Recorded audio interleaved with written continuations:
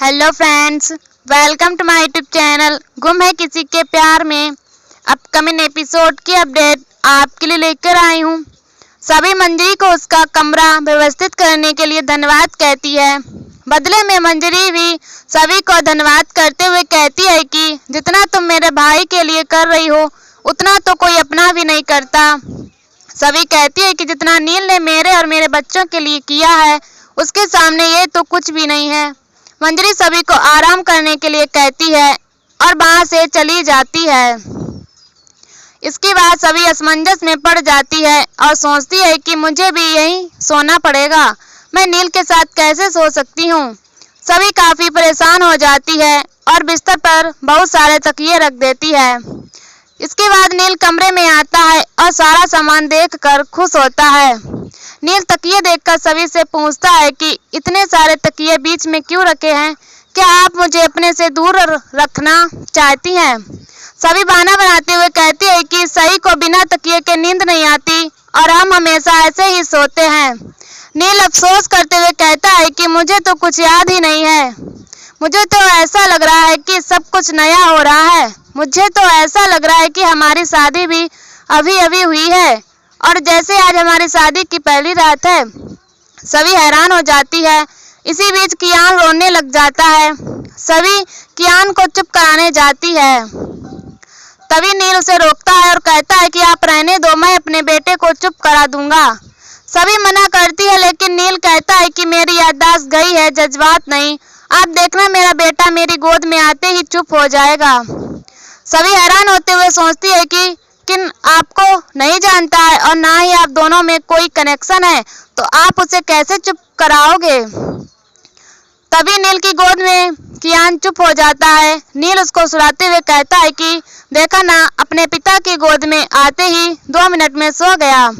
सभी नील को सोने के लिए कहती है। नील बेड पर आकर सो जाता है और सभी भी लाइट बंद करके सो जाती है। कुछ देर बाद नील कुछ सोचते हुए वापस उठकर सभी के पास आता है और उससे पूछता है कि हम गुड नाइट कैसे बोलते हैं। सभी मुड़ती है। तभी उन दोनों के सर टकरा जाते हैं। नील सभी से कहता है कि हम गुड नाइट मुंह से बोलते हैं या किस करके बोलते हैं। वह कहता है कि हमारी इतनी प्यारी फैमिली है तो मुझे लगता है कि हम शायद किस करके ही गुड नाइट बोलते होंगे। यह कहकर नील सभी को किस करने लगता है। सभी अपनी आंखें बंद कर लेती है। नील सभी को देखता है और बिना किस किए ही गुड नाइट बोलकर सो जाता है। सभी सोचती है कि नील को लग रहा है कि हम दोनों एक दूसरे से प्यार करते हैं, लेकिन हकीकत में ऐसा कुछ भी नहीं है। उसे चिंता होती है कि बिना प्यार के यह रिश्ता कैसे निभेगा। अगली सुबह सभी लोग नाश्ता करते हुए नील से उसका हालचाल पूछते हैं कि अब उसको घर आकर कैसा लग रहा है। नील जवाब देता है कि आज अच्छा लग रहा है। अमृता नील से कहती है कि आज सब कुछ तुम्हारी पसंद का बना है। लीना खुश होकर कहती है कि कितने दिनों बाद आज मेरा बेटा मेरे साथ बैठकर नाश्ता करेगा। ऐसा सुनकर नील चौंक जाता है और पूछता है कि इतने दिनों बाद का क्या मतलब है? मैं तो हॉस्पिटल में सिर्फ एक ही दिन था। विनोद बात को संभालते हुए कहता है कि बेटा तकलीफ में हो तो माँ को एक दिन भी 1 साल के बराबर लगता है। इसी बीच भूषण कहता है कि हमेशा सुबह तुम्हें हॉस्पिटल जल्दी जाना होता था, इसीलिए तुम लीना के साथ नाश्ता नहीं कर पाते थे। लीना सहमति देती है और नील को नाश्ता करने के लिए कहती है। इसी बीच नील सई को अपने पास बुलाता है। साथ ही नील सभी को अच्छी सी चाय बनाने के लिए भी कहता है। सभी लोग हैरानी से सभी की तरफ देखते हैं। सभी यहाँ कहती है और परेशान होते हुए सोचती है कि पता नहीं नील को कैसी चाय पसंद होगी। इसके बाद नील सई को नाश्ता कराने लगता है और उससे पूछता है कि मेरा बेटा क्या खाएगा। सई कहती है कि जो आप खाओगे मैं वही खा लूंगी।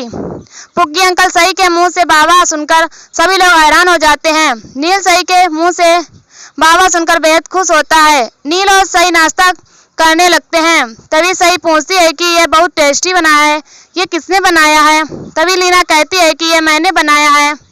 सई लीना को धन्यवाद आंटी कहती है। नील सई को टोकते हुए कहता है कि बेटा आंटी नहीं, इन्हें आज ही कहो। सई नील की बात मानते हुए है लीना को शुक्रिया आज ही कहती है। नील को यह सुनकर खुशी होती है। इसके बाद सई कहती है कि जब मैं पहली बार मुंबई में परी मम्मा से मिली थी तो उन्होंने बिल्कुल ऐसा ही खाना खिलाया था। उसकी बात सुनकर सभी लोग हैरान होते हैं। नील हैरान होकर पूछता है कि मुंबई में पहली बार मिली थी, इसका क्या मतलब है। सभी यह सुनकर किचन से आती है और कहती है कि सही कुछ भी बोलती रहती है, आजकल ये टीवी लैपटॉप ज्यादा ही देखती है।